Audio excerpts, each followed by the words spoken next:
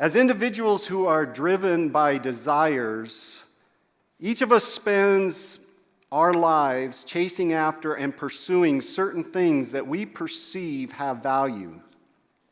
Now, desires vary from individual to individual, but one thing is constant. These desires are the focal point of our life. When our feet hit the floor in the morning, they dictate to us what we do, where we go, when we do it, and how we live.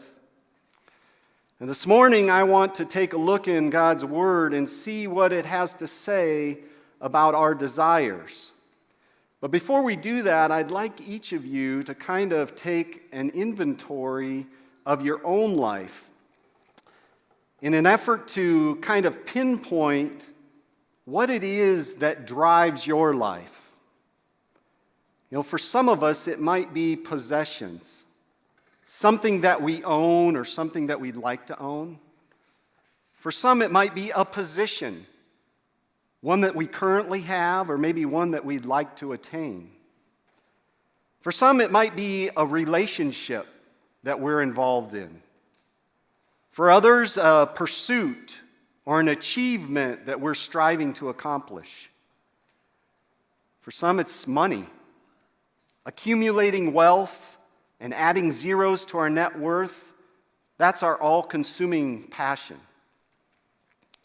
For others, it's an activity that you enjoy or maybe a hobby that fulfills you. Ask yourself, what is it that you value most in life? What is it that brings you the most satisfaction? Can you put your finger on it? What is it that drives you on a daily basis? The author of our text today wants to remind us that God expects us to value Him above everything else. God is a jealous God, and He is not interested in competing for our attention and affection. God insists on exclusivity, and He is not content to just be one of many things that get our attention and focus in life. God does not want to just be in the mix with everything else.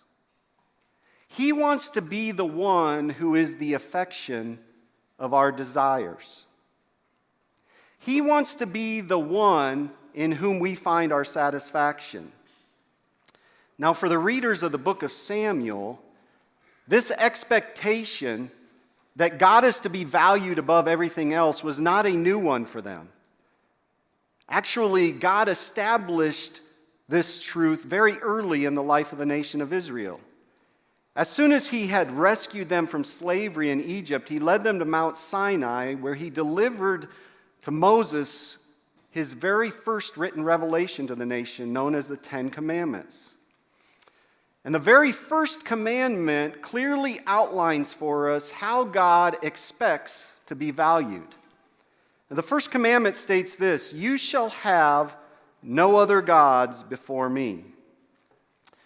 Now remember, when God issued this command, the Israelites had resided in and been immersed in Egyptian culture for 400 years.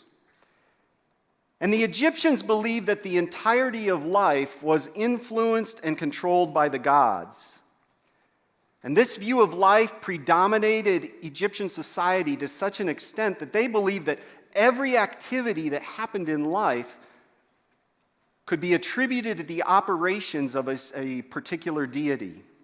And so any undertaking in life required the appeasement of that particular deity.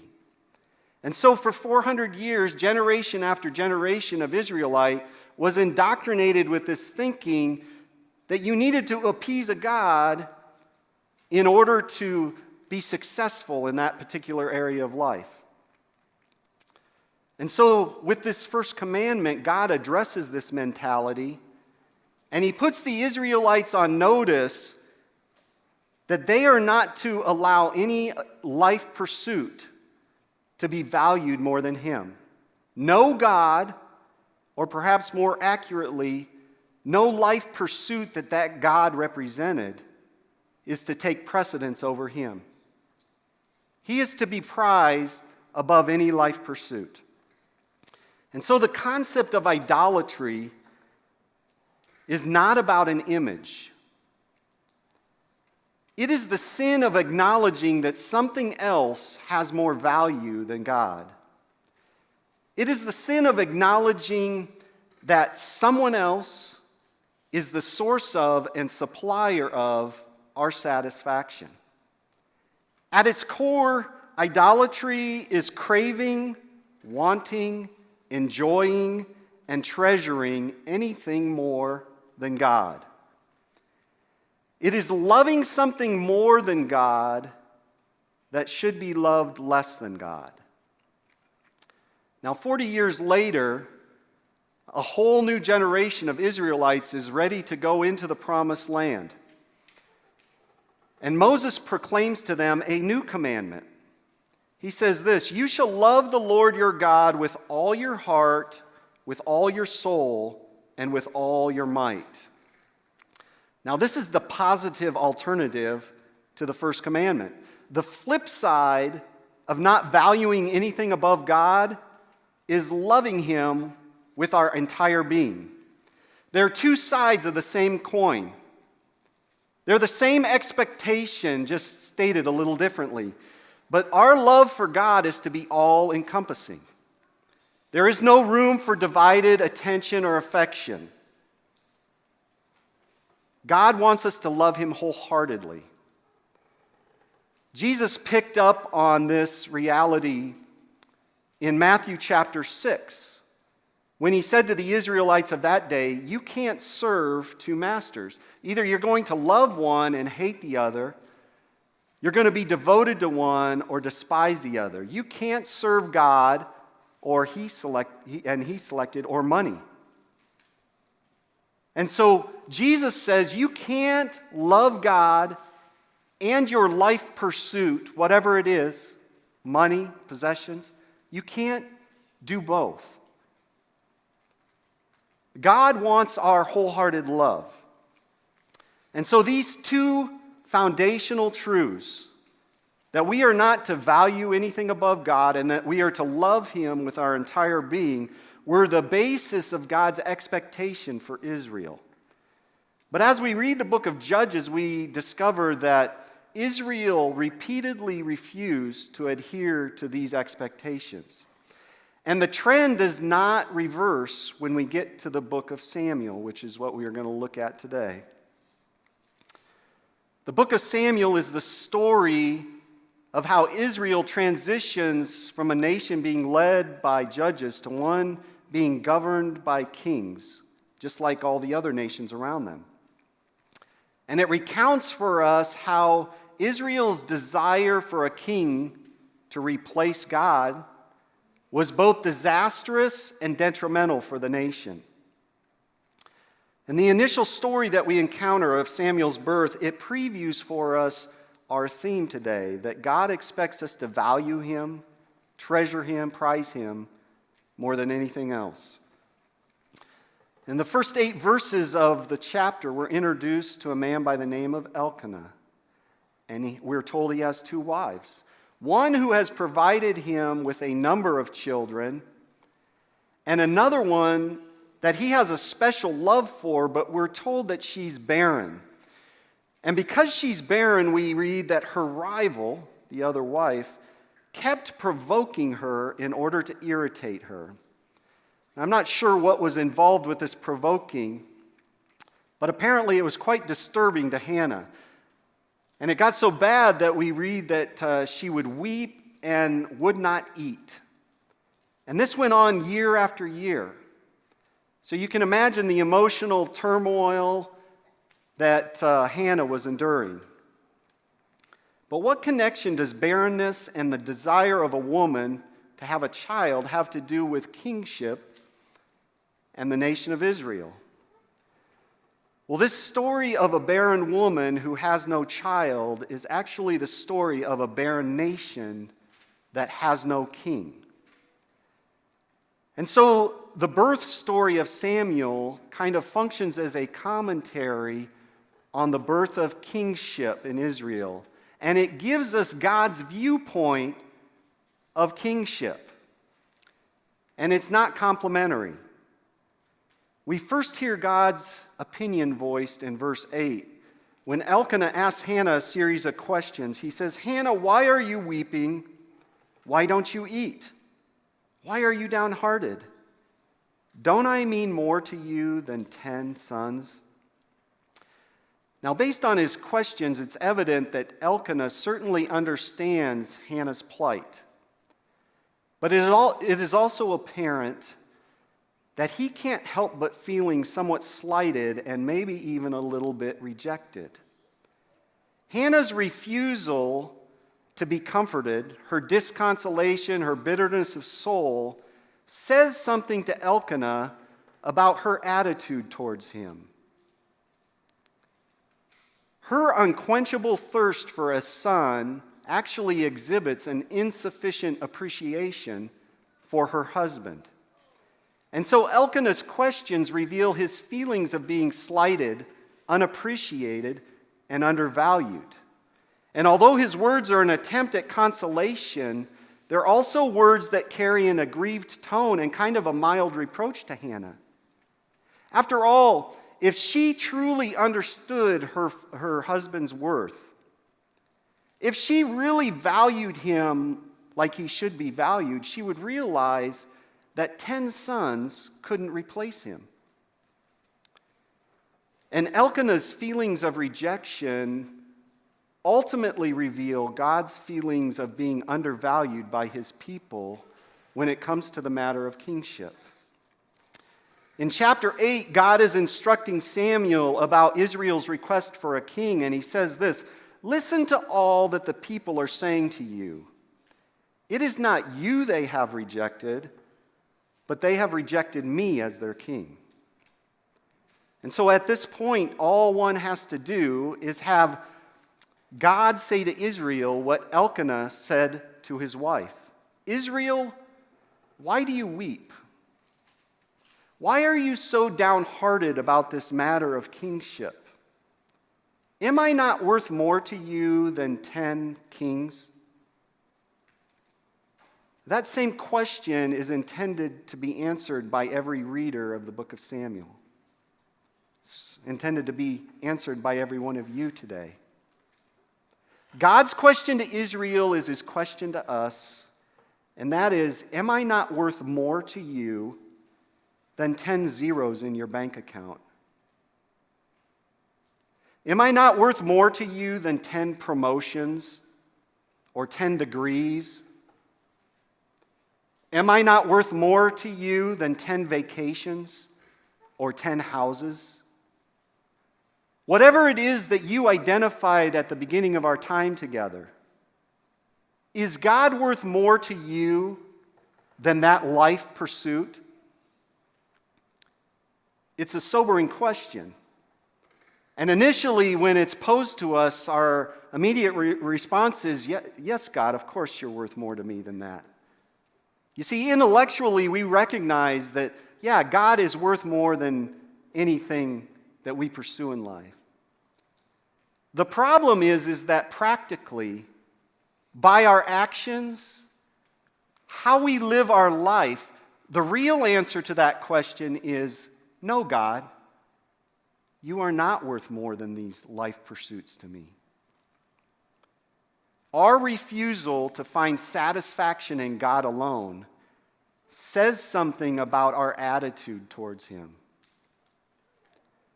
Our daily actions speak volumes to him about how we value him and what we consider his worth to be. And that reality makes you pause and wonder, how do we get to this point? How do we get to the point where we undervalue God? And the answer is that we are impaired, which is the polite way of saying we are out of our mind drunk.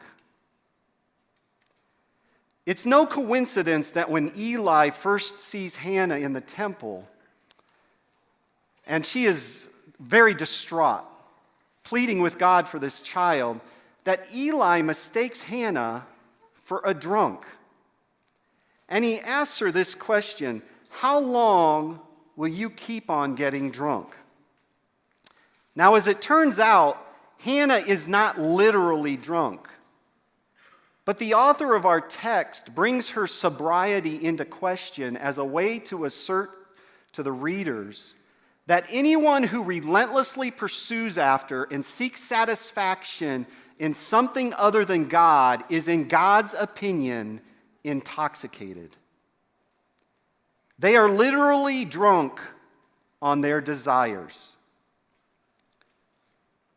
Intoxicated individuals are oblivious to their drunkenness. They are the last ones to recognize the state of their condition. Everyone else in the room knows that they're drunk, but they are unaware that they are in a stupor. And that is a fitting description of those who are drunk on their desires. We become so enamored and so consumed with our passions that we are completely unaware of the fact that we devalue God. Our desires numb us to the reality that we love something else more than we love God. And oftentimes our desires numb us so severely that some of us don't even care that we love something else more than we love God. And so Eli's question to Hannah is also meant to be answered by every one of us. How long will you continue to get drunk on your desires and pursuits? How long will you continue to return to the addiction of valuing your life pursuits over God? And the intent of this question is meant to be an exhortation. Stop getting drunk on your life pursuits. The author of our text highlights for us 3 ways that our desires impair us. And these are, in essence, what I would call 3 progressive steps or 3 degrees of impairment. The first degree of impairment always leads to the second degree of impairment, which always results in the final degree of impairment. The first way that our desires impair us is that they blur our perspective of God. After years of provocation, Hannah was off the charts distraught about her circumstances. And so she pleads with God for a child.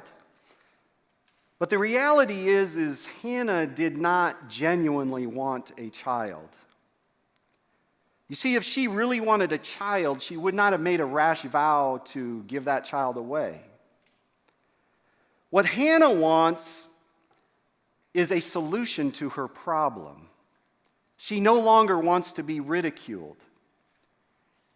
Hannah covets a child in order to fix the unrelenting emotional torment she's experiencing. And in her opinion, giving birth to a child will remedy her injustice of being bullied. And so what Hannah really wants is a solution to her problem, a Band-Aid for her soul. But instead of seeking satisfaction in God, she seeks it in a child. And this is really the pinnacle of evil and sin. Pursuing satisfaction outside of God. Finding God to be so boring that we need to put something else in His place. Finding God to be so insufficient that we need to look for something else to satisfy us. The prophet Jeremiah put it this way. He said, "My people have committed 2 sins. They have forsaken me, the spring of living water, and have dug their own cisterns, broken cisterns that cannot hold water. Now, water is essential for life. That is why life flourishes here on this planet and on no other planet. It's because we have an abundance of water. Now, in the ancient world, there were two sources of water that a community could have. You could get water from a fresh source like a spring or a well, and that was definitely the preferred method. But if that wasn't available, you could dig a cistern, which is essentially a man-made storage tank dug into a rock that would hold rainwater. Now, as most of you know, rocks are porous. And so one of the downsides of a cistern is that it leaked. It would not hold water forever. Another downside of a cistern is the water is stagnant. And so it was very susceptible to algae and other sources of bacteria. Now, there's a tremendous difference between these two sources of water. And in the ancient world, there was a great affinity for the fresh source of water. But Jeremiah says Israel was completely the opposite. Instead of pursuing a spring of living water, God, their preference was for the stale, stagnant water of their own cisterns, their own life pursuits. And that's a head scratcher. I mean, who would choose stale, stagnant water over fresh, life-giving water? And the answer is that all of us do. We make that ridiculous choice on a daily basis. Instead of valuing God as a life-giving spring, we always turn to our pursuits and value our own cisterns. The second way that desires impair us is they distort our value. So illicit desires initially cause us to demote God, and that always leads us to promoting ourselves, inflating our own value. Hannah is so intent on getting her way that she resorts to the misguided belief that bargaining with God is a means for achieving your ends.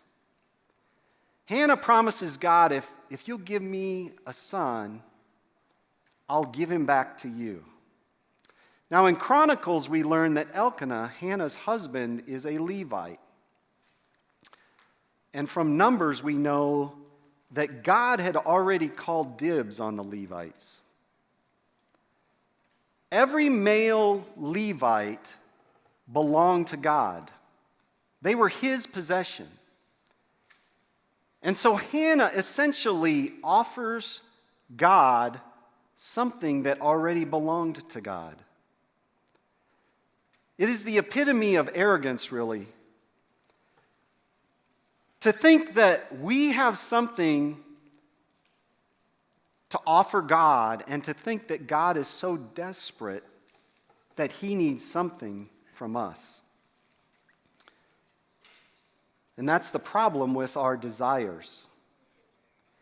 They delude us into thinking that God needs something from us, when all he really wants is our wholehearted love. Illicit desires also impair us by misinforming our direction. They encourage us to demote God, which leads us to promote ourselves, which always results in us traveling in the wrong direction. You know, those who are intoxicated often need the aid of other people to guide them and show them the direction they should go.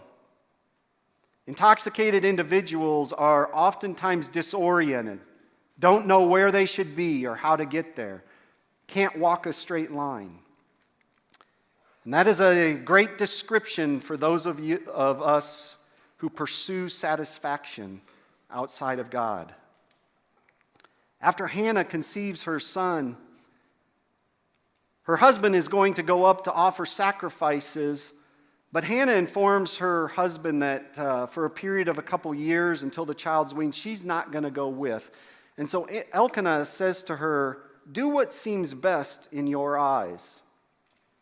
Now, there is no question that Elkanah's words there to Hannah are meant to recall for the readers of Samuel a little phrase that occurs in the book of Judges.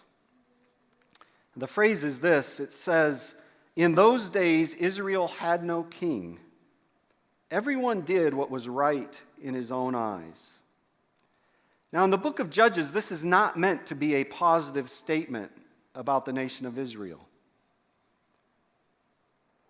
It exposes the reality that Israel, instead of doing what was right in God's eyes, decided to do what was right for themselves. Instead of pursuing God, they pursued their own desires. Instead of making God king, they made themselves king. And for individuals who live life in this manner, it never ends well. As we read Judges and read through Samuel and Kings, we realize that every time we do things that are right in our own eyes, it always ends in enslavement and exile and never freedom. The writer of Proverbs kind of highlights this reality for us when he says, "There is a way that seems right to a man, but its end is the way of death." You know, it seemed right for Hannah to desire a son. It seemed right for Israel to desire a king. Oftentimes it seems right for us to pursue satisfaction outside of God, but at the end of our pursuit, we always end up with a leaky cistern that has stale, stagnant water that cannot quench our thirst. And so as we leave here this morning, the author of our text asks us to answer two simple questions. The first one is this: is God worth more to you than your life pursuits? Whatever it was that you identified at the beginning of our time together, is God worth more to you than that pursuit? And I'm not talking about intellectually. I mean practically. By your actions, how you live your life daily, would someone look and say, yes, they value God more than their life pursuit? And if the answer to that question is no, like I assume it probably is for the vast majority of us, the second question is this: how long will you continue getting drunk on your life pursuits? How long are you going to continue down that path of addiction, of valuing something else more than you value God?